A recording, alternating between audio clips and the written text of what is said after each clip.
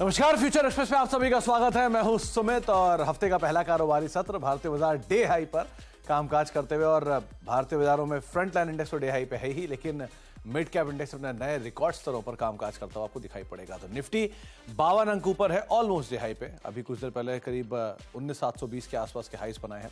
Nifty bank flat to positive side पर 72 अंकों की बढ़त यहां पर है, लेकिन मिड कैप इंडेक्स आधा % की तेजी के साथ नए रिकॉर्ड स्तरों पर कामकाज करते हुए, स्मॉल कैप इंडेक्स भी 1% की बढ़त के साथ कामकाज कर रहा है। एडवांस क्लाइंट 2200 शेयर तेजी में कामकाज कर रहे हैं, करीब 2000 शेयर एनएससी में और 2200 शेयर बीएससी में, जो कि तेजी में है, और 900 शेयरों में बिकवाली देखने को मिल रही है एनएससी के। अच्छी तेजी ब्रॉडर मार्केट्स के अंदर है, जो कि आपको इंडिकेट भी हो रही है। आज आईटी का दिन, तो टीसीएस डे हाई पर। इन्फोसिस में करीब 11 अंकों का कंट्रीब्यूशन, तो टीसीएस इन्फोसिस 22 अंकों का कंट्रीब्यूशन दे रहे हैं। एनटीपीसी नंबर्स के बाद 8 अंकों का पॉजिटिव कंट्रीब्यूशन, और एचडीएफसी बैंक 7.5 अंकों का पॉजिटिव कंट्रीब्यूशन यहां पर है। कोटक महिंद्रा बैंक 8 अंक का नेगेटिव कंट्रीब्यूशन। आईसीआईसी बैंक दूसरा बैंक जो कि प्रेशर में है। एचयूएल और बजाज फाइनेंस करीब 8 अंकों का नेगेटिव कंट्रीब्यूशन यहां से भी आता हुआ दिखाई पड़ रहा है। इसके अलावा आज हम बातचीत करेंगे, कुछ ही देर में हमारे साथ जतिन गेडिया सर मौजूद होंगे, उनसे हम चर्चा करेंगे मार्केट्स को लेकर। साथ ही साथ उनसे हम बातचीत करेंगे कुछ स्टॉक स्पेसिफिक, एक सस्ता ऑप्शन भी आइडेंटिफाई करवाएंगे। लेकिन उससे पहले कुछ ऑप्शंस का नंबर आपकी स्क्रीन पर, जहां पर निफ्टी में 19,700 ई कॉल में करीब 15 लाख शेयरों के आसपास का ओवर एडिशन है। 19,800 और 20,000 के जोन्स में कॉल राइट है सबसे ज्यादा। इनफैक्ट 19,700 और 20,000 के जोन्स में कॉल राइटिंग है, और 19,700, 19,600, 19,500 के जोन्स पे आपको पुट राइटिंग होते हुए दिखाई पड़ेगी। निफ्टी बैंक एक नॉच स्लो आप कह लीजिए निफ्टी कंपैरिजन में। 45,500 पे कॉल राइटर्स है, 45,800 पे कॉल राइटिंग है, 46,000 के जोन्स पे कॉल राइटिंग है, और 45,500, 45,400 और 45,000 के जोन्स पे आपको पुट राइटर सबसे ज्यादा दिखाई पड़ेंगे। हीट मैप की सिचुएशन के हिसाब से बुलिश साइन, करीब 56 लॉन्ग है, 78 शॉर्ट कवरिंग है। रफली 20 शेयरों में शॉर्ट्स है, और 32 शेयर ऐसे जहां पर अनवाइंडिंग होते हुए दिखाई पड़ रही है। और अगर इसको और फर्दर देखेंगे तो जहां पर आज लॉन्ग बन रहे हैं उसमें हिंदुस्तान कॉपर 9% के आसपास की तेजी, आरईसी 3.5-4% ऊपर। इनफैक्ट पीएसयू बास्केट में तेजी है, तो हिंदुस्तान कॉपर, आरईसी, गेल, एनटीपीसी 4 नाम एफ&ओ में जो कि पीएसयू से हैं, और एस्ट्रल 3.5% की तेजी यहां पर भी है। एनटीपीसी में नंबर्स का उछाल है, अभी कौन कॉल भी है कुछ देर में। लॉरस लैब 6% ऊपर, शॉर्ट कवरिंग है। इंडिया बुल्स हाउसिंग 4.5% ऊपर, भारत फोर्ज 4% ऊपर, एसीसी और कोरोमंडल करीब 3 से लेकर 6% तक का उछाल इन सभी स्टॉक्स में है। शॉर्ट बन रहे हैं पिरामल में नंबर्स के बाद। अपोलो हॉस्पिटल करीब 2.5% नीचे, ब्रिटानिया 2% नीचे, एम&एम फाइनेंशियल 1.5% नीचे। मैरिको नंबर्स के बाद अनवाइंडिंग है, इनलाइन थे नंबर्स। यूनाइटेड ब्रेवरीज नंबर्स अच्छे, लेकिन 2.5% की बिकवाली, इनलाइन नंबर्स यहां पर भी है। सिंजिन 2% नीचे बीते सत्र की जोरदार तेजी के बाद, और एचडीएफसी लाइफ और कोलगेट दोनों में करीब 1.5 से लेकर 3%, 2% तक की बिकवाली यहां पर देखने को मिल रही है। बातचीत करते हैं हम जतिन सर से। जतिन सर नमस्कार, स्वागत है कार्यक्रम में। पहले तो मार्केट्स को लेकर आपका व्यू चाहूंगा, क्योंकि बाजार अभी तो डे हाई के आसपास है, इंडिसेस दोनों, और निफ्टी बैंक की तरफ से उतना सपोर्ट नहीं, लेकिन आईटी आज फ्रंट फुट पर है, और प्लस पीएसयू बास्केट अच्छी तेजी में है। कैसे रीड कर रहे हो आप मार्केट्स को? Good afternoon Sumit ji. देखिए, अगर जो निफ्टी की मैं बात करूं तो 19,990 के हाईज लगाने के बाद हमें दिख रहा है कि पिछले 6 से 7 ट्रेडिंग सेशन में निफ्टी में एक दबाव दिख रहा है। वो दबाव के कारण निफ्टी अपने 20 डे मूविंग एवरेज के तकरीबन 19,250 के जो आसपास, सॉरी 19,600 के आसपास आ गया था। हमें लगता है कि वहां पे जो 20 डे मूविंग एवरेज का जो सपोर्ट है, वहां से सपोर्ट लेके आज फिर से निफ्टी ऊपर की तरफ जाने की कोशिश कर रहा है।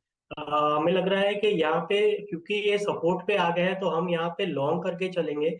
हमें लगता है कि पिछले 6 से 7 दिनों की जो फॉल है उसको अभी रिट्रेस करेगा निफ्टी, और ऊपर जाने की कोशिश करेगा। तो हमें अगर जो ट्रेड लेने की मैं बात करूं तो निफ्टी फ्यूचर हमें लॉन्ग करके चलना होगा। हमें लगता है कि 19,700 का एक स्टॉप लॉस लगा के हमें 19,980 तक के टारगेट के लिए अगस्त फ्यूचर को लॉन्ग करके चलना चाहिए। अगर जो मैं बैंक निफ्टी की अगर जो मैं बात करूं तो बैंक निफ्टी एक साइडवेज रेंज में चला गया है। भले ही उसने लास्ट वीक एक नया हाई बनाया था एज कम्पेयर टू निफ्टी, लेकिन वहां पे वो सस्टेन नहीं हो पाया। लेकिन कहीं ना कहीं हमें लगता है कि बैंक निफ्टी भी अपने 20 डे मूविंग एवरेज जो अराउंड 45,550 के आसपास है, वहां पे आके उसने फिर से एक सपोर्ट लेके फिर से ऊपर जाने की कोशिश कर रहा है। तो हमें लगता है दोनों ही निफ्टी और बैंक निफ्टी में लॉन्ग करके ही चलना चाहिए। भले ही आज हमें नहीं दिख रहा है कि कहीं ना कहीं एक थोड़ा सा अर्ली मूविंग एवरेजेस के आसपास रेजिस्टेंस ले रहा है, लेकिन हमें लगता है कि second half of the trading session में हमें फिर से एक बाइंग मोमेंटम दिखना चाहिए, जो ऊपर में निफ्टी और बैंक निफ्टी को ऊपर खींच लेना चाहिए। तो बैंक निफ्टी के अगर जो मैं लेवल्स की बात करूं तो हमें लगता है कि 46,200 तक के लक्ष्य के लिए हमें बाय करना चाहिए, और नीचे में हमें स्टॉप लॉस 45,400 का लगाना होगा ऑगस्ट फ्यूचर्स के। तो सेकंड हाफ बाइंग थोड़ी और प्रिवेल कर सकती है और निफ्टी के केस में 19,800 प्लस 19,980 ये टारगेट्स रहेंगे। 19,200 बोला तो लगा था कि धड़कन रुक गई थी, लेकिन खैर 19,700 था वो, जिसको आप ध्यान रखेंगे। 19,980 के टारगेट्स के लिए आप लॉन्ग साइड पोजीशंस को देख सकते हैं। जतिन सर, अब स्टॉक स्पेसिफिक कहां पर आप लॉन्ग हो, कहां शॉर्ट हो? देखिए, स्टॉक स्पेसिफिक अगर जो मैं बात करूं तो आज के ट्रेडिंग सेशन में हमने देखा है कि सीमेंट पैक में एक रुचि बनी हुई है। तो इंडिया सीमेंट में मेरा पहला ट्रेड होगा। हमें लगता है कि इंडिया सीमेंट 235 तक ऊपर जाने का पॉसिबिलिटी है। तो इंडिया सीमेंट में मेरा बाय फर्स्ट रिकमेंडेशन बाय होगा, और उसमें स्टॉप लॉस हमें 217 का लगाना होगा, और ऊपर में टारगेट होंगे 235 के। ये अगस्त फ्यूचर्स के मैं आपको लेवल बता रहा हूं। तो 235 के टारगेट्स के लिए आप इंडिया सीमेंट को देख सकते हैं। आज सीमेंट तेजी में, ये बात सही है। एसीसी भी अच्छी तेजी में, एफ&ओ के टॉप गेनर्स में शुमार भी था। इसके अलावा दूसरा नाम? जो दूसरा जो पिक मेरा होगा वो गुजरात गैस का होगा। तो अगर जो गुजरात गैस की मैं अगर जो डेली चार्ट्स देखूं तो एक लंबा एक कंसोलिडेशन फेज में चल रहा था, और हमें लग रहा है कि वो एक कंसोलिडेशन फेज में ट्रायंगल बन गया था, और वो ट्रायंगल के लोअर एंड से अभी उसने एक अपसाइड की तरफ एक अपना मूव स्टार्ट किया है। तो गुजरात गैस में मेरा एक बाय होगा। हमें लगता है कि ऊपर में 510 515 तक का अपमूव लग रहा है, और हमें स्टॉप लॉस 476 का लगाना होगा। ये अगस्त फ्यूचर्स के लेवल है। तो गुजरात गैस में मेरा दूसरा बाय रिकमेंडेशन होगा। ओके, तो गुजरात गैस दूसरा नाम। 510 के टारगेट्स के लिए आप लॉन्ग जाएंगे। 476 के स्टॉप लॉस मेंटेन कर सकते हैं। तीसरा नाम आपकी तरफ से? जो तीसरा नाम होगा वो वोल्टास होगा। तो वो अगर जो वोल्टास के डेली चार्ट्स देखे तो एक प्रीवियस राइज का 78 वोल्टास का 78.6% रिट्रेसमेंट लेवल से सपोर्ट लेके फिर से एक ऊपर की तरफ एक नई रैली स्टार्ट किया है। तो हमें लगता है कि ये 810 तक का ऊपर में एक पॉसिबल पोटेंशियल अपसाइड लग रहा है। तो वोल्टास में मेरा तीसरा बाय होगा, और हमें स्टॉप लॉस लगाना होगा 768 का। तो 768 के टारगेट्स के लिए वोल्टास ये तीसरा नाम रहेगा, जिसको आप तेजी के लिए 768 का स्टॉप लॉस लेके लॉन्ग जा सकते हो। वोल्टास में तीसरा नाम ये आपकी तरफ से रहेगा। इंडिया सीमेंट, गुजरात गैस और वोल्टास, तीन स्टॉक जिसके ऊपर जिक्र किया। 810 के टारगेट्स के लिए आप वोल्टास को लॉन्ग देख सकते हो। आगे भी हम बातचीत करेंगे सर से, लेकिन अब एक और खास मेहमान हमारे साथ मौजूद हैं। पहली तिमाही में मैरिको के नतीजे अनुमान के मुताबिक रहे हैं। आय में 3% की बढ़ोतरी हुई तो मुनाफा करीब 16% बढ़ा। मार्जिन में भी सुधार आया है। इन नंबर्स पर और ग्रोथ पर आगे बातचीत करने के लिए कंपनी के CFO पवन अग्रवाल सर हमारे साथ मौजूद भी हैं। पवन सर नमस्कार, स्वागत है कार्यक्रम में। पहले तो एक अच्छी एक्सपेक्टेशन मार्केट आकर चल रहा था, और उसके ऊपर कंपनी ने इनलाइन नंबर दिए हैं। तो जो वॉल्यूम ग्रोथ है वो उतनी सब्सटेंशियली नहीं बढ़ी जितना बाकी नंबर्स में एक अच्छा पिकअप आता हुआ दिखाई पड़ा। क्या की वजह रहे सर इसके? अगर आप क्वार्टर 1 की बात करें तो yes, volume growth India business में थोड़ी डिसअपॉइंटिंग थी। जितना हम उम्मीद कर रहे थे उतनी डिलीवर नहीं कर पाए, बट रिकवरी है। आई वुड से जो कि पिछले कई क्वार्टर से नेगेटिव ट्रेजेक्ट्री में था, अब definitely it has moved into positive trajectory, and with all the interventions that government has planned, plus inflation going down below 5%, plus hike in MSPs, etc., we are quite hopeful that there would be some meaningful recovery in rural as we move ahead. तो पवन sir, लेकिन ये volume का number pick क्यों नहीं कर रहा? मतलब कोई स्पेसिफिक वजह है इसकी, या अदरवाइज कब तक हम इसमें रिस्पाइट देखेंगे? अगर आप हमारे परफॉर्मेंस की बात करें तो उसमें कुछ एक वन ऑफ थे। जैसे फॉर एग्जांपल एडिबल ऑयल में काफ़ी मंदी आ गई थी, और मंदी के माहौल में क्या होता है कि ट्रेडर्स, होलसेलर्स, रिटेलर्स थोड़ा डीस्टॉक करते हैं, और उसमें वाइल ऑफटेक ग्रोथ में कोई इशू नहीं था because lower prices is definitely better for the consumers, but from a trade perspective they typically down stock because वो हाई MRP स्टॉक के साथ they don't want to get stuck. So उसका एक impact रहा इस quarter की performance में। तो एक बार अगर वॉल्यूम ग्रोथ को जहाँ पे थोड़ी सी डिसअपॉइंटमेंट जिसको अगर हम साइड करते हैं, तो बाकी पैरामीटर्स पे, चाहे वो मार्केट शेयर हो, चाहे वो पेनिट्रेशन हो, चाहे प्रॉफिटेबिलिटी हो, या इंटरनेशनल बिजनेस की ग्रोथ की बात करें, इन सब में हम जैसा हमने प्रॉमिस किया था वैसा हम डिलीवरी करेंगे। जी सर, ओवरऑल जो सिचुएशन है स्पेशली फूड ऑयल बिजनेस की, वो कैसे आप देख रहे हो? क्योंकि ये रशियन यूक्रेन वॉर और वो बाकी जो इश्यूज हैं उससे कैसे प्राइसेस को ईज आउट होते हुए हम देखेंगे गोइंग फॉरवर्ड?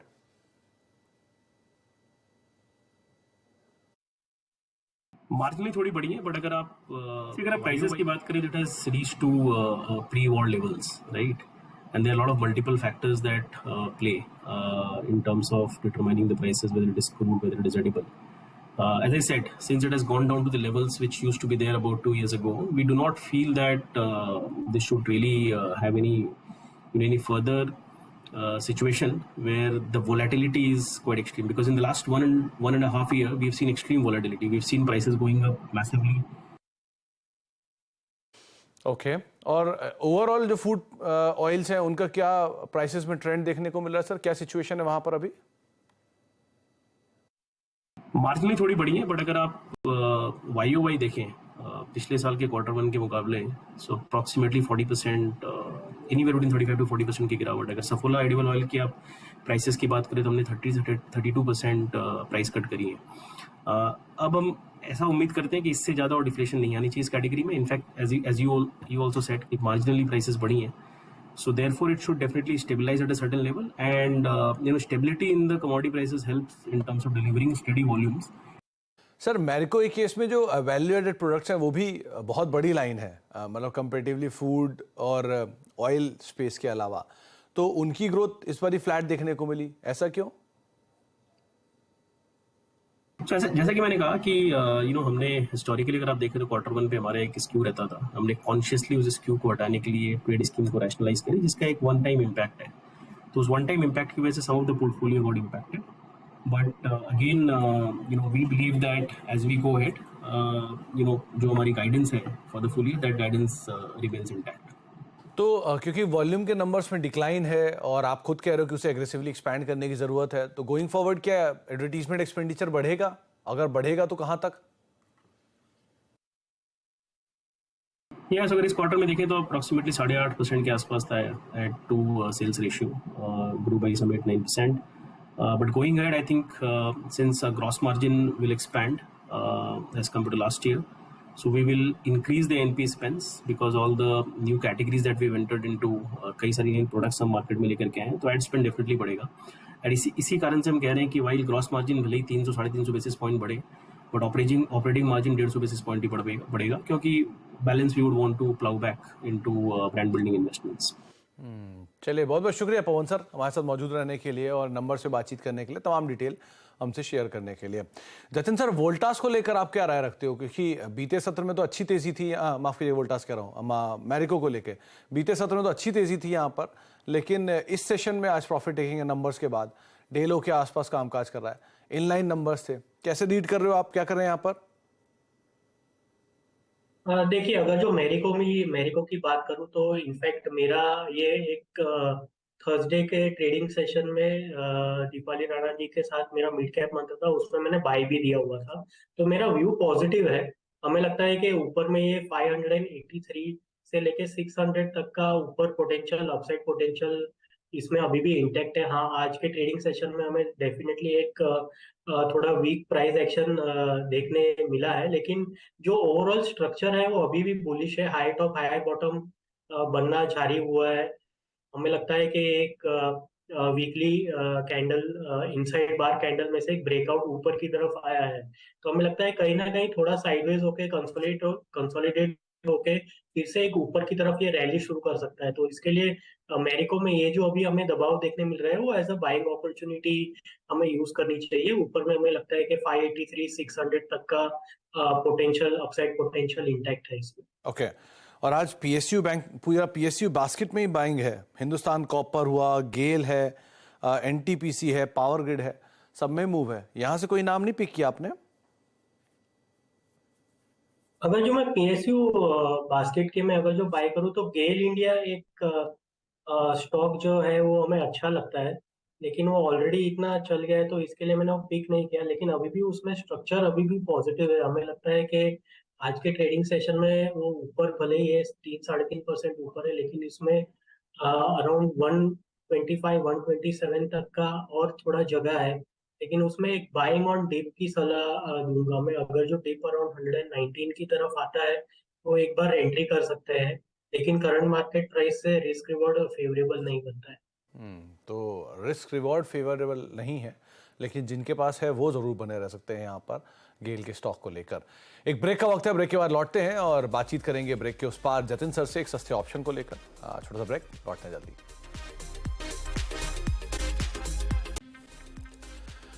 आप देख रहे हैं फ्यूचर एक्सप्रेस और मार्केट्स में तेजी बरकरार है और बढ़िया तेजी आईटी स्पेस में देखने को मिल रही है, specially TCS, Infosys, Tech Mahindra, सब के सभी स्टॉक्स ऑलमोस्ट डिहाई के आसपास कामकाज करते हुए। तो अब जतिन सर, कौन सा सस्ता ऑप्शन आपने आइडेंटिफाई किया? आपने ठीक कहा सुमित जी, आईटी सेक्टर में से ही मेरा जो सस्ता ऑप्शन है वो है। हमें लगता है कि विप्रो का अगर जो डेली चार्ट्स देखें तो हमें एक करेक्शन देखने मिला है 426 से लेके अराउंड 400। तो जो टेक्निकली जो करेक्शन है वो 5 ईयर डिक्लाइन के नेचर में हुआ है। हमें लगता है कि यहाँ से एक पुल बैक देखने मिलना चाहिए। तो हमें लगता है कि 416 से लेके 420 का मूव हमें विप्रो में देखने मिलना चाहिए। तो इसके लिए हमारा 405 का स्ट्राइक का कॉल ऑप्शन जो तकरीबन 10 रुपए के आसपास ट्रेड कर रहा है, तो हमें बाय करके चलना चाहिए। इसमें हमें स्टॉप लॉस लगाना होगा 7.5 रुपए का, 7 रुपीज 50 पैसे, और ऊपर में हमारा टारगेट होगा 15 रुपीज और 17 रुपीज। तो विप्रो में हमारा 405 का स्ट्राइक का कॉल ऑप्शन बाय होगा। तो विप्रो करीब 405 की कॉल, जो कि 10 रुपए पर अभी आप स्क्रीन पर देख रहे हैं, इसमें आप लॉन्ग कर सकते हैं। पोजीशंस 15 से 17 रुपए पहले टारगेट रहेंगे, 15 रुपए पहला टारगेट, 17 रुपए दूसरा टारगेट, और 7.5 का एक स्टॉप लॉस यहां पर आप मेंटेन करके चल सकते हैं। तो लॉन्ग साइड पर आप विप्रो की इस कॉल को देखेंगे। तो आईटी स्पेस की जो तेजी है उसको आप इनकैश कर सकते हैं इसके जरिए। जतिन सर, दो नाम, एक सीमेंस वापस पुल बैक में आया और बहुत स्ट्रांग ओआई एडिशन हुआ है, और दूसरा पेज इंडस्ट्री, यहां पर भी ओआई एडिशन काफी ज्यादा है। तो मूवमेंट भले इतना नहीं है, लेकिन ओआई एडिशन काफी है दोनों में। पेज तो इनफैक्ट डीआई के आसपास आ रहा है, क्या करें इनमें?